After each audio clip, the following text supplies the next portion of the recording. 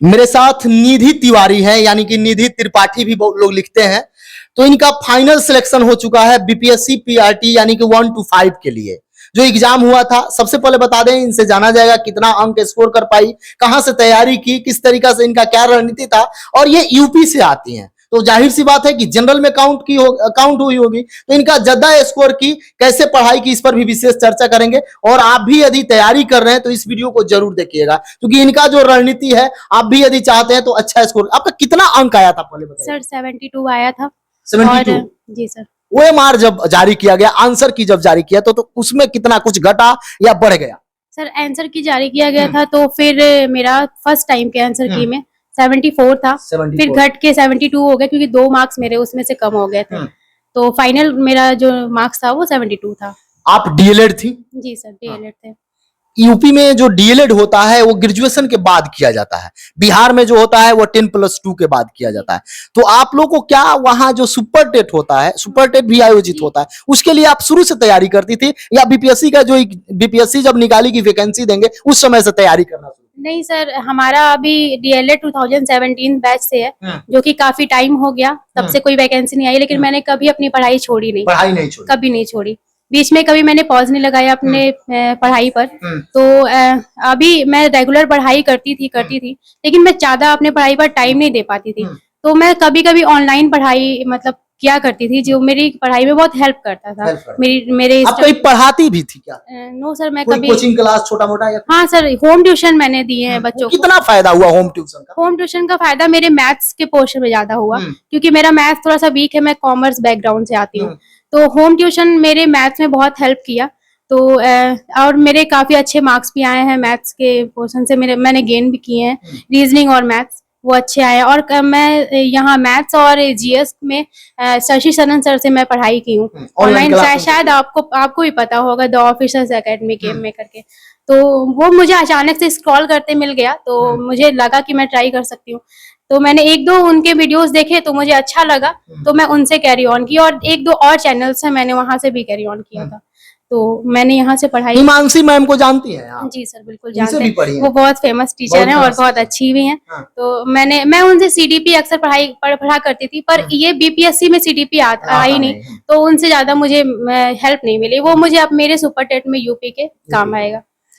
जब तैयारी शुरू की तो कौन कौन सा बुक पढ़ी, ये बता सकती हैं जो बच्चे आपको देख रहे हैं, चूंकि आपका स्कोर अच्छा आया है, यदि फिर से वैकेंसी दिया जा रहा है और उसमें बताया जा रहा है कि 1,10,000 बहाली निकलेगा, वो भी एक बड़ी संख्या हुई, उसके लिए क्या करना चाहिए, आप क्या करती? सर मेरा कोई माइंड मेकअप बीपीएससी के लिए नहीं था, क्योंकि आपको भी एज यू नो आपको भी पता होगा कि स्टार्टिंग में कभी हम लोग यूपी वाले इसमें एलिजिबल ही नहीं थे। तो मेरा कोई ऐसा वो नहीं था कि मैं किस बुक से पढ़ाई करूं। बीपीएससी के लिए हम प्रिपरेशन ही नहीं कर रहे थे। अचानक से हम लोग को अलाउ किया गया, तो मैंने बीपीएससी की जो बुक्स होती हैं पूर्वालोकन, मैंने उनसे पढ़ा।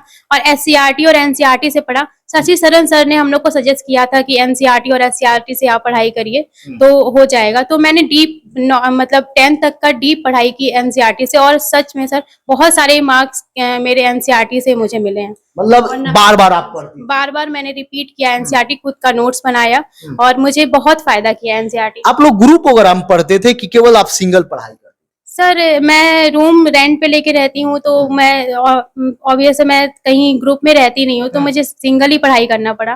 पर ऐसा कभी हुआ नहीं। वो टेलीग्राम पर सचिन शरण के ग्रुप्स वगैरह बने हुए हैं सर के, तो उसमें मैं क्वेश्चंस पेपर वगैरह मुझे मिल जाते थे उनसे, और काफी अच्छे भी होते थे, तो मैं उससे ट्राई की हूँ। ग्रुप वगैरह में ऐसे फिजिकली ग्रुप नहीं था, पर ये हमारा ऑनलाइन ग्रुप था, तो उससे पढ़ाई करते थे।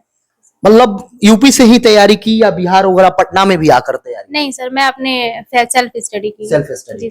सेल्फ स्टडी को क्या कहिएगा, जो बच्चे ये सोचते हैं कि हम पटना नहीं गए, दिल्ली नहीं गए, या आप कहीं बाहर इलाहाबाद नहीं गए तो हमारा सिलेक्शन नहीं होगा, या वो हतोत्साहित हो जाते हैं कि सेल्फ स्टडी से समय नहीं मिलता है, बार बार मतलब उनके अंदर बहुत तरह हीन भावना लगता है कि बाहर के बच्चे हैं वो अच्छा कर जाएंगे, आप गांव से रहकर जॉब लिए, क्या कहिएगा?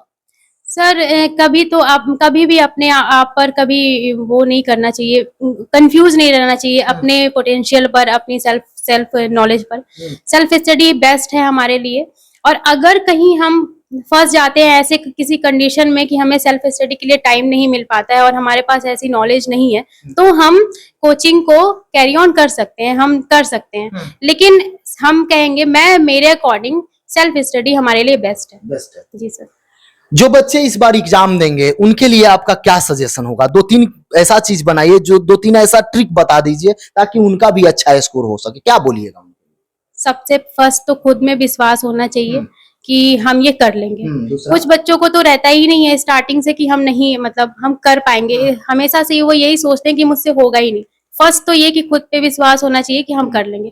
दूसरा ये कि एनसीईआरटी वो अच्छे से पढ़ाई करें, उसका डीप स्टडी करें, उससे हर एक एक पॉइंट से क्वेश्चंस लिए जाते हैं, बार बार एनसीईआरटी को पढ़ना, बार बार एनसीईआरटी को रिपीट करें। और आप अगर चाहें तो ऑनलाइन टेस्ट सीरीज ज्वाइन कर सकते हैं, और टेस्ट सीरीज बहुत फायदा करता है। मैं 1-2 चैनल सजेस्ट कर सकती हूँ, जैसे शशि शरण सर का है, वो आप कर सकते हैं। बाकी और आप एक बार अपने अकॉर्डिंग देख लीजिए, वो जो सही लगेगा वो आप कर सकते हैं। टेस्ट सीरीज बहुत इंपॉर्टेंट है, एनसीईआरटी बहुत इंपॉर्टेंट है। और मैं मेरे अकॉर्डिंग बीपीएससी के पूर्वालोकन से प्रीवियस उसके जो पेपर हुए हैं वो सॉल्व करना हमारे लिए बहुत फायदेमंद होता है। समय देने के लिए बहुत बहुत धन्यवाद। ठीक है, थैंक यू सर।